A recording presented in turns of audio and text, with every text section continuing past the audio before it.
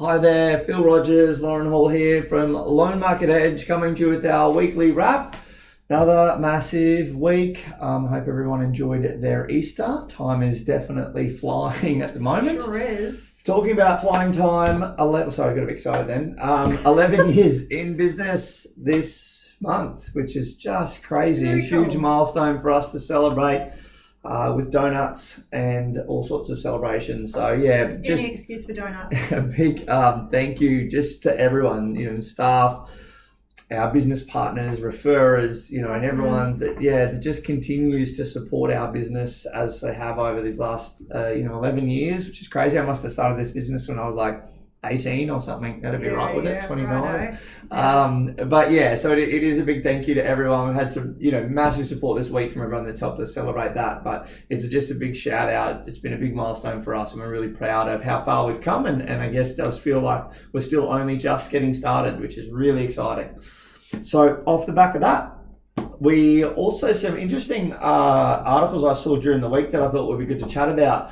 One was around, we've talked about the RBA lifting rates. Reserve Bank of Australia generally would control that a little bit, the cash rate, and interest rates a little bit. People would go, oh, what's the RBA done? Let's wait and see the first Tuesday of every month. Mm-hmm. Unfortunately, in years gone by, that hasn't become as important. The banks seem to move subject to or on their own agendas around that.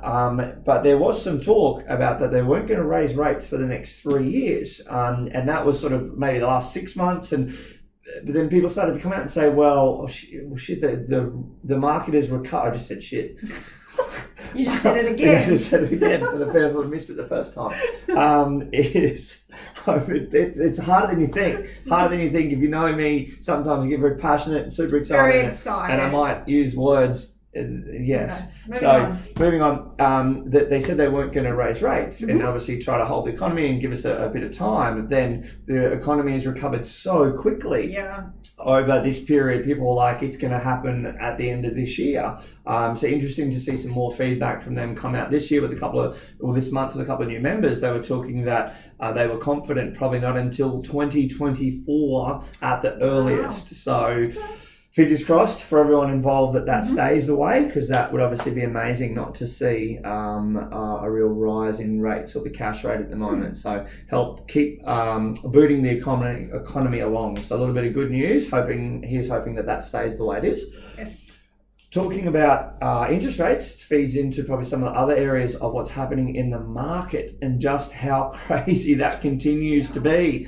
Anyone, if you're a buyer right now, a seller, you're obviously incredibly excited. If you're a buyer, excited, absolutely, with how low rates are and everything that's happening, but how difficult it can be to buy a property in the current market, and just some of the challenges that would normally not be in play. And a lot of that is around the spike of volume, the amount of buyers, the shortage of stock, and what does it actually look like for a buyer now to try and buy a property in the current market. So we talk a lot about having that A team in that process. Obviously, in the A team is a broker, aka us, but then there is also a lot of other parties. So whether that's solicitor and a real estate agent and a financial planner or an accountant or a buyer's agent, and we talk about that. So I think today we were going to touch base on one of those that's probably been really important that we've seen a little bit more of this last couple of months. Absolutely. So particularly with this market being so hot and needing the ability to be in the best position to purchase, obviously we talk a lot around being organised on the finance side of things,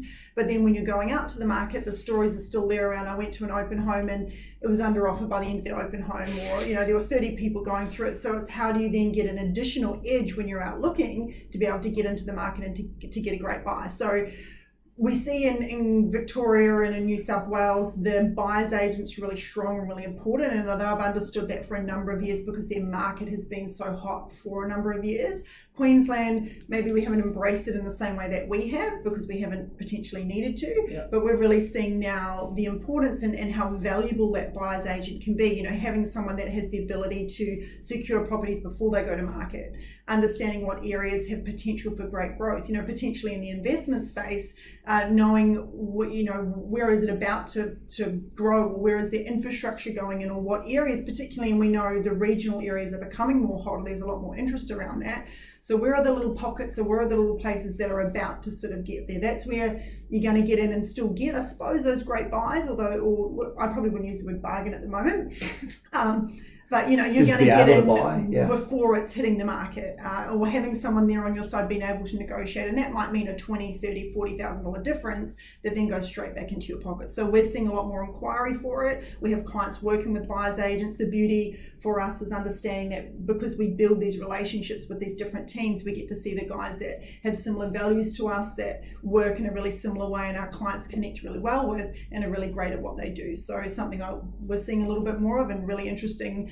Great to see Queensland embracing it. Yeah, we have. And look, one of the teams in particular thought we'd take the time to shout out to today. I've got a few mutual clients we've been working through at the moment, and that's probably where we're really seeing the value and the feedback from the clients about the value. And it's a team from Over and Above. They have been fantastic. And I guess not only we talk about the importance of trying to have them on your side, be it even from a home buying experience, but from an investing point of view, starting like we do with, it's the client first, it's the structure, it's the strategy, it's goals, it's objectives.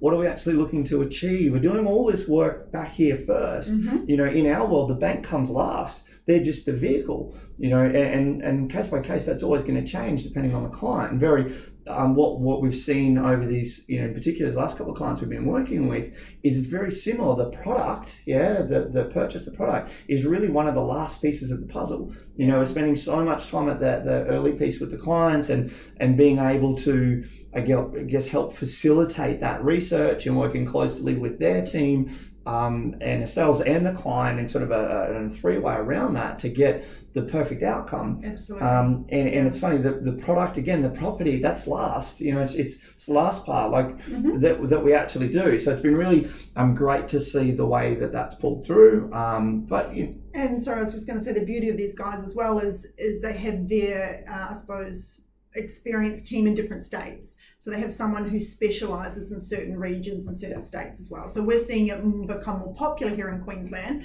but they do have the ability to work in different states. I love the use of their dialogue, borderless. Borderless investing. So it just means that we're not, no, not in a bad way towards some of the groups that might do that, but they may only have one particular type of stock.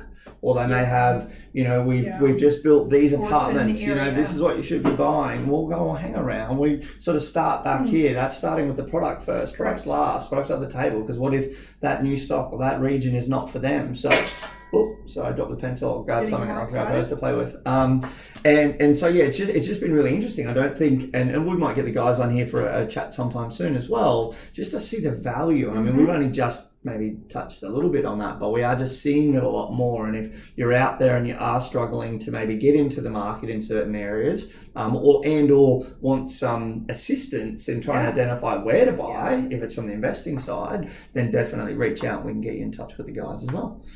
But for now, looking forward to the weekend, a full day. Sun's out, fabulous. Sun's out, full day in the office tomorrow with clients. I think there would have been toys thrown if there was rainy days. We didn't quite get the sun we expected for Easter. So, no, but it's good. I hope everyone did enjoy those few days, downtime, friends, family, got to clear the head. We're back into it. I'm looking forward to finishing the financial year strong. So, as always, need anything, call out, but we'll see you next week. Bye. Bye.